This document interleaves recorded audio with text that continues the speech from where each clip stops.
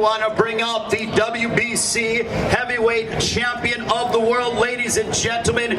He's undefeated, possessing a record of 30 wins, no losses, 1 draw, 21 wins coming by way of knockout. The lineal heavyweight champion of the world once again making the ring walk here at T-Mobile Arena in Las Vegas as he defends his championship against Deontay Wilder. Here is the Gypsy King, Tyson Fury. Let's go, champ. Christina, it's all you. Let's go, champ. Ray. Guys, let's go, champ. Mike, you got what you need? What's up, Tyson? How are you? Good, I'm good, I'm good. Are you? I'm doing well, thank you. Thanks for joining us here today. Finally, fight week. God, I feel like it's been forever to get to this point. 20 months in the making, so we're all glad we're here, and it's glad I brought a good British weather with me. Nice and cold for Las Vegas. You actually have a shirt on, a vest on though this time. Now look, Deontay was up here earlier. Malik Scott, focused, ready to go. I know you don't pay attention to social media, you don't pay attention to what has been said, but he was asked about if he was going to be a more refined or a brand new Deontay Wilder, and he feels like it's going to be the reintroduction of him. Do you really, really feel that there's anything new in this amount of time that has passed that the world could see from him? I think you could go to college and get a master's degree in nearly 2 years. So for a boxer to change his style, it's very easy to do. But no matter what Deontay Wilder does, I'm still going to knock him the fuck out. Let's go! Let's go! In how many rounds, Tyson? Quick time, quick fashion. Let's go! So get your beers and get in your seat quite early. Like my trainer Sugar Hill says, we just bang and get it over with. Now, let's talk about Sugar for a minute. You've had extended time now to prepare and work with him. How good was it for you guys to have a little bit, albeit because of COVID, but once you were back in the gym, to just work on that rapport even more and on that power, like he said? Yeah, it's been good, you know. We've had such a long time in the gym together. We've been on holidays, we've hung out. We've done so much stuff, Christine. It's been unbelievable. We've chilled out in Vegas for quite a few months. We've been training the full time. Not had the fights, unfortunately, but COVID fucked up the world, so we'll see. What do you make of everything, although you don't pay attention to it, you've been asked about it time and time again, about basically him not accepting the loss and there being a handful of other reasons about why you could have possibly won that fight. What do you say, and what do you think about that mental fortitude to not actually accept what happened in the last fight? It just shows you that I'm living in Wilder's mind rent-free the whole time, 2 years. Every time he looks in the mirror, he sees Tyson Fury. Every time he goes to bed, before he closes his eyes at night, he sees the Gypsy King. And everything he wakes up and thinks about in the morning, he thinks of Tyson Fury. Even when he goes to sleep at night with his missus, he's thinking of Tyson Fury. You know, it's crazy. It must be crazy to be obsessed with a man like me so much in his life that... Crazy. It's just crazy. But you know, I've not really made too much of what he says, because this time I'm going to put a knuckle duster on each hand and then I'm going to go into the fight. I might even put double knuckle dusters. A couple egg whites extra? Yeah, maybe. Or maybe I even bring like a steel baseball bat into the ring, maybe in my trousers or something, who knows. Can't tell with the Gypsy King. I'm magic, I'm like Houdini. Let's go, champ. Let's go, champ. Yeah. Much of you said that this is not round 1 of the 3rd fight, but instead round 20. For those people that were under a rock or have not watched either of the 2 fights, or are still even on the fence about coming out to Las Vegas and joining us, what can they expect from the Gypsy King in round 20 of this 3rd fight? We're just going to get straight on the front foot, straight at him, start trading straight away from round 1. You know, Wilder's the biggest puncher in the history of our sport. But I've got the biggest balls in the history of our sport, as I've proved many, many times.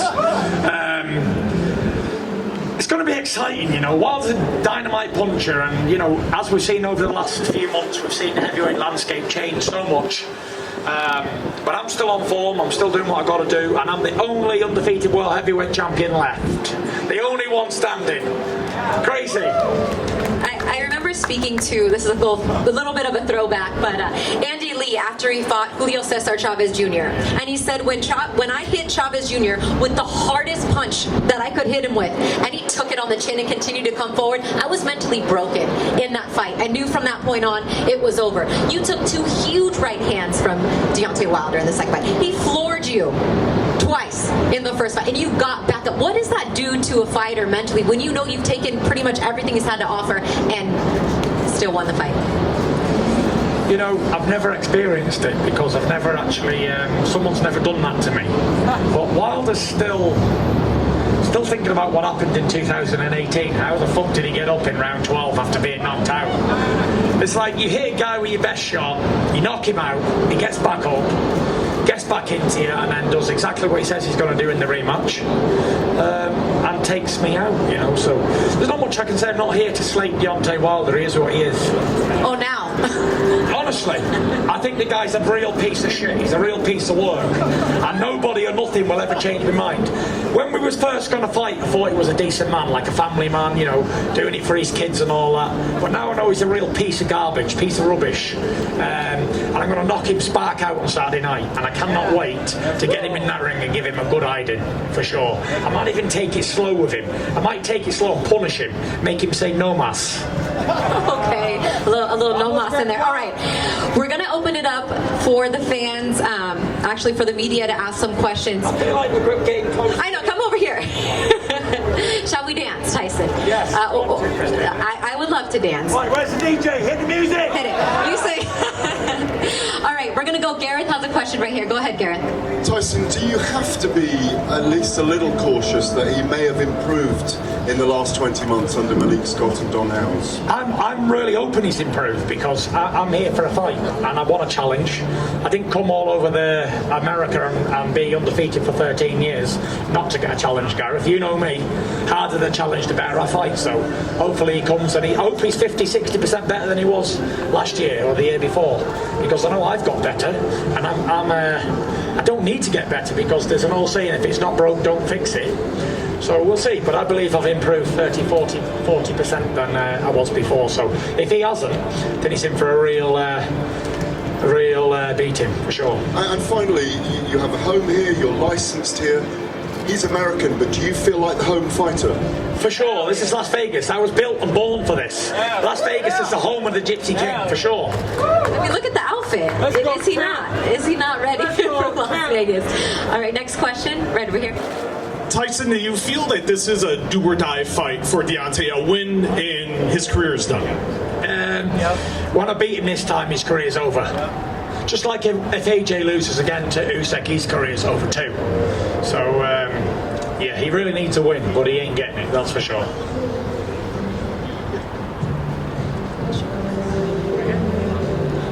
Tyson, what weight are you planning on coming in at, and what advantage do you expect that to give you? I'm going to come in at heavyweight, and you know, what do you think, Christina? Like 270-ish, maybe? No, you didn't say that before. 265 is what I said. It's all a guess. Yeah, it was a good guess. It was a good guess. But listen, it doesn't really matter what weight heavyweight comes in at. Whether it comes in at 210 pounds or it comes in at 310, it's really unimportant, you know.